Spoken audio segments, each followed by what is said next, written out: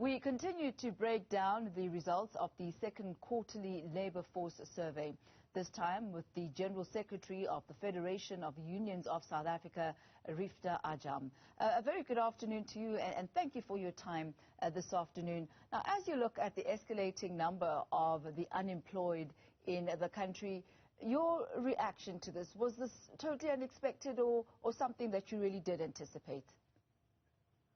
Good afternoon, and thank you for the opportunity. First and foremostly, we have to confess, deeply disappointed once again, but not something that was completely, new or surprising, considering the ravishing effects of the pandemic and how women and children in particular have been hardly affected by, the aftermath thereof. So essentially, whilst we had anticipated this, the impact thereof is obviously something that is much difficult to digest. And talking about women and children, they really are the worst affected based on the results of the survey. Those aged between 15 and 24 were the hardest hit at 64%. It was also found that the rate of unemployment among women is actually higher than the rate of unemployment around men. Just talk to us about your insights as to perhaps the dynamics that are leading to these type of statistics. Well, taking into account what the current situation is, as we begin to unpack the situation, it is a sad state of affairs that even before the pandemic, women and children were on a back foot. And taking the pandemic into account, women and children once again were most harshly affected by the overall process. So as they began to grapple with this, just take a look at some of the statistics globally that you look at. 5% of women in 2020 compared with 3.9% of men that were hardly affected by the ravishing effects of the pandemic. So when we start to engage in terms of what the situation currently presents for us, we find that women were mostly affected in some of the concentrated sectors.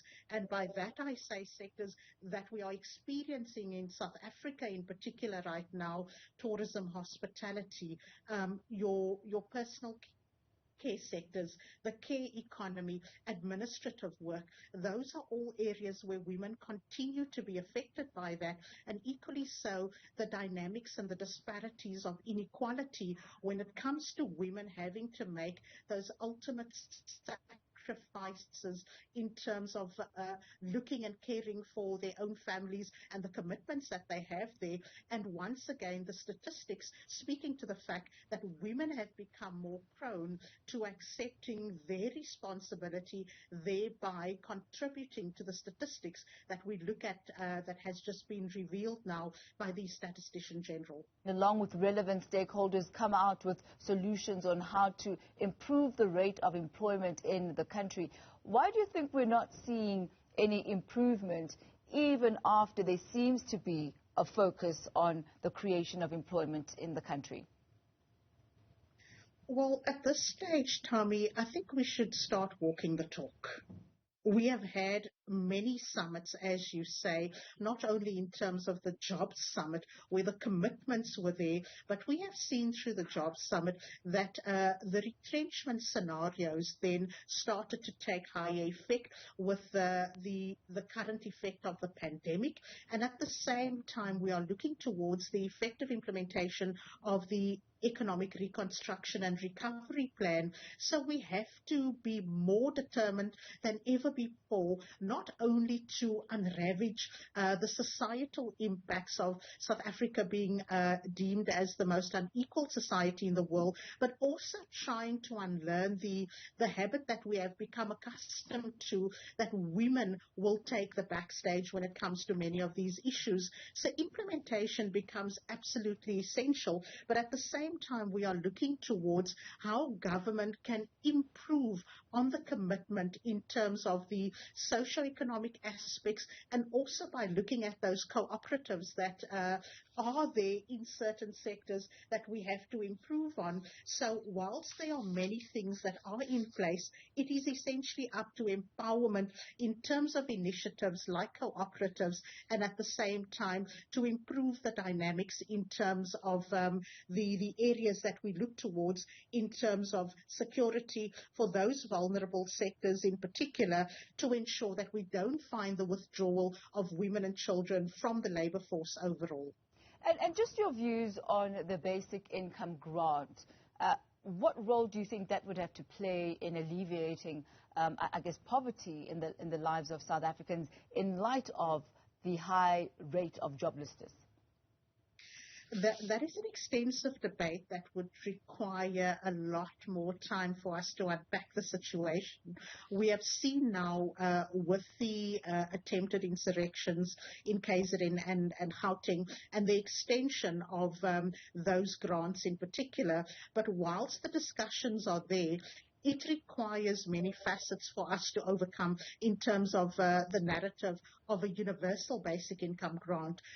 We are in no way saying that South Africa should become a nation that is built on a grant system or just handouts, because we want women and children in the context of the situation to equally become independent, to become active contributors of economics and within society. So that is going to become an extensive debate. It's a step in the right direction, but the sustainability of the very discussion is going to require much introspect. It's going to require much application of intellectual discussion in terms of how we manage the process ultimately. But what we require now in South Africa is upskilling, reskilling, and preparing our work seekers and those new entrants into the job markets to be able to ensure that they are ready not only for the fourth industrial revolution, but the fifth industrial revolution, so we can break free from this vicious shacks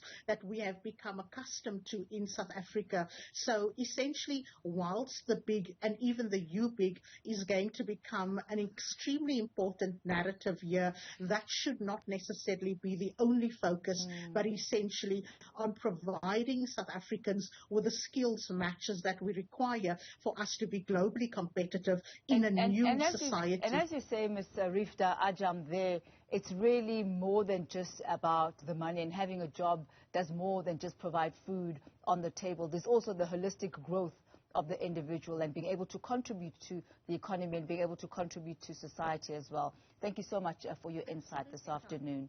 That's the Secretary General of FEDUSA there, Riefdah Ajam.